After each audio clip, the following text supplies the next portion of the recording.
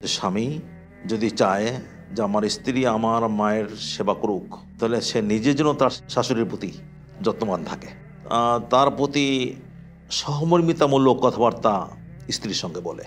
তো সে যদি ঘরের পরিবেশটাকে সুন্দর রাখে আর নিজ আহলিয়া তাকেও স্বস্তির ভিতর রাখে, তাইলে আমার ধারণা স্বতঃস্ফূর্তভাবেই তারা এটা করবে। আমাদের মধ্যে অনেকেই আছে এমন যারা চান যে তাদের স্ত্রীরা তাদের মায়ের খেদমত করুক। তো তাদের স্ত্রীদের মনস্তত্ত্ব তৈরি করার জন্য কি করা যেতে পারে?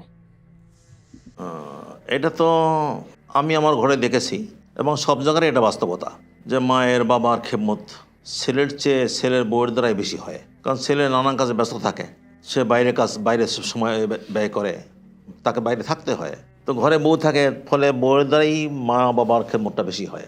আমার ঘরে তো এটা অনেক দেখছি, তারা আলহামদুলিল্লাহ এটা হাসি মুখেই তারা এটা সবসময় করেছে। আমার মা যতদিন ছিলেন, বাবা তো অনেক আগে চলে গেছেন, মা যতদিন ছিলেন ততদিন আমার বাসায় থাকলে ভরপুর সেবা পেয়েছে।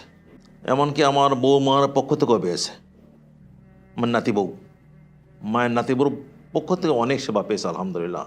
মা তাদের প্রতি খুব খুশি ছিল।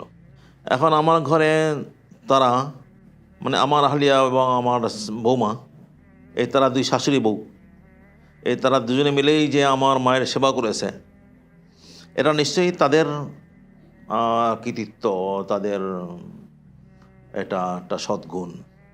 আমার এখানে কোনো ভূমিকা আছে কিনা তা আমি জানি না। বাকি এতটুকু বলবো সব পুরুষকে, যে ঘরের যে অভিভাবক, তো সে যদি ঘরের পরিবেশটাকে সুন্দর রাখে আর নিজ আহলিয়া তাকেও স্বস্তির ভিতর রাখে, তাইলে আমার ধারণা স্বতঃস্ফূর্তভাবেই তারা এটা করবে। যে তারা যাতে শাশুড়িকে বোঝা মনে না করে, এটা বাড়তি বোঝা, এইটা যাতে মনে না করে, সেই দায়িত্বটা পুরুষের উপরেই বর্তায়। তার মানে তার আচরণটা যদি সুন্দর হয়, সে যদি নিজ স্ত্রীর প্রতি আচরণটা সুন্দর রাখে, তাইলে আমি মনে করি যে বোঝা মনে করবে না।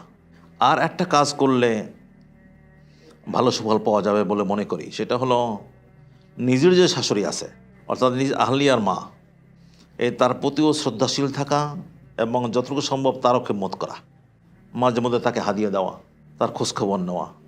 এটা যদি স্বামী করে, স্বামী যদি স্ত্রীর মায়ের সেবা করে, মাঝে মধ্যে তাকে হাদিয়া দেয়, তাহলে আমি মনে করি এইটাও শাশুড়ির সেবায় উৎসাহ যোগাবে।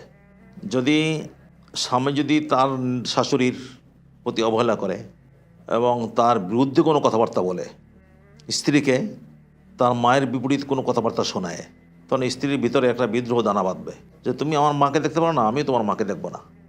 তুমি আমার মায়ের বিরুদ্ধে কথা বলো, আমি তোমার মায়ের খেদমত করবো কেন?